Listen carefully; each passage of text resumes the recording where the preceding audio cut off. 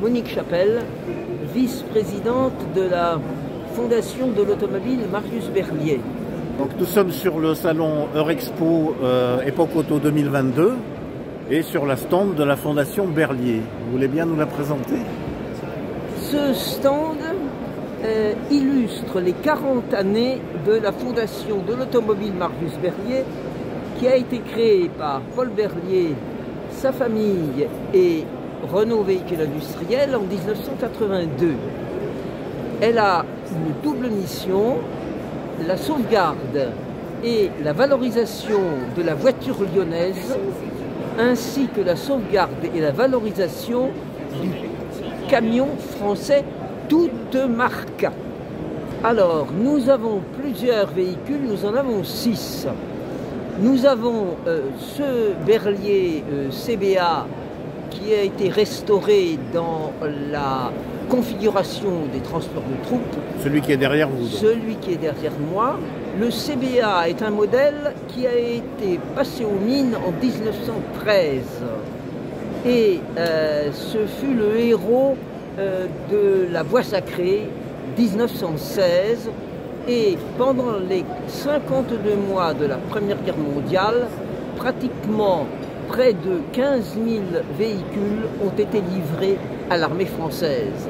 Les taxis de la Marne sont entrés dans l'histoire, mais le camion a peut-être été un peu oublié. Le camion y est entré plus longtemps, d'une part, et d'autre part, avec une série de missions très importantes et très variées.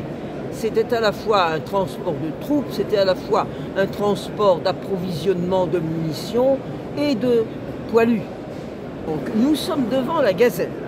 La Gazelle, c'est le GBC 866 qui a été, avec 8 de ses compagnons, la mission Berlier-Ténéré-Tchad en 1959-1960.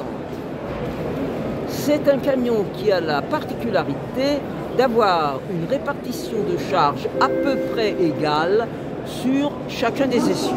Outre l'utilisation saharienne, c'est un véhicule qui a été utilisé sur de grands chantiers du type de l'infrastructure dans des ports de Dunkerque, des usines métallurgiques et beaucoup d'autres chantiers de cette nature en France et à l'étranger. Nous sommes devant un Berlier GLR de 1956 de la première génération, parce que le pare-brise, tel que vous le voyez, est en 2 parties.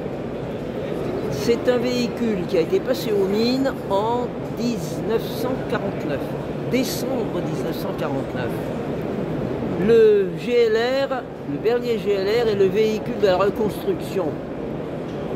Robuste, économique, et surtout, c'est la première cabine entièrement emboutie.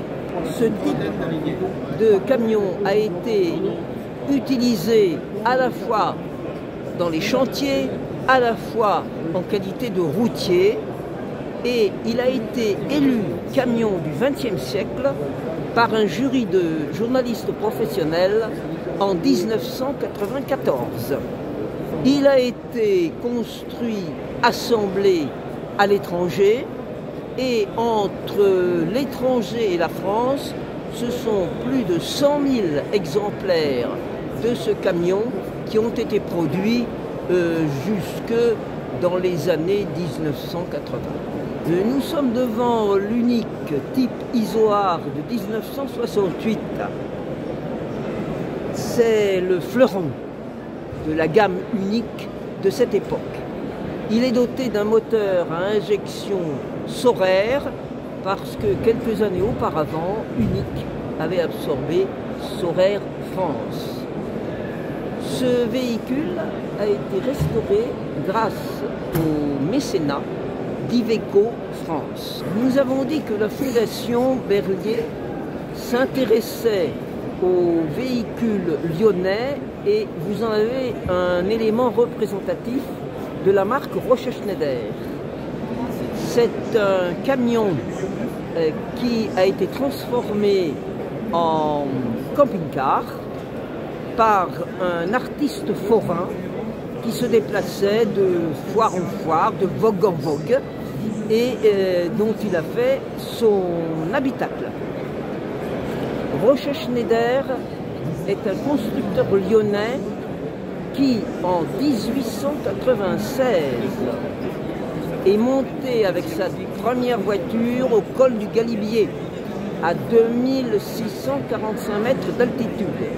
Cet exploit l'a lancé et en 1900, il a construit une usine moderne remarquable qui était pratiquement la première usine moderne au monde, car à cette époque, c'était l'industrie française automobile qui était la plus développée. Nous nous trouvons devant une voiture Berliet de 1901. Nous rappelons que Berliet, Marius Berliet, a commencé à faire des voitures avant de faire son premier camion en 1907. Cette voiture, qui est, que l'on appelle un tonneau découvert, est une voiture qui a fait le succès de la marque Sunbeam en Angleterre. Tout simplement parce que le directeur général de Sunbeam avait fait plusieurs entreprises de construction automobile en France, dont des entreprises lyonnaises. Et il avait apprécié la solidité et la simplicité des voitures Berliet. Il l'a donc recommandé à son président, en gros en disant il y a un industriel peu connu qui s'appelle Marius Berliet, il n'est pas bien riche, mais je suggère que nous puissions acheter quelques voitures, ensuite nous n'achèterons que quelques éléments et on copiera la voiture.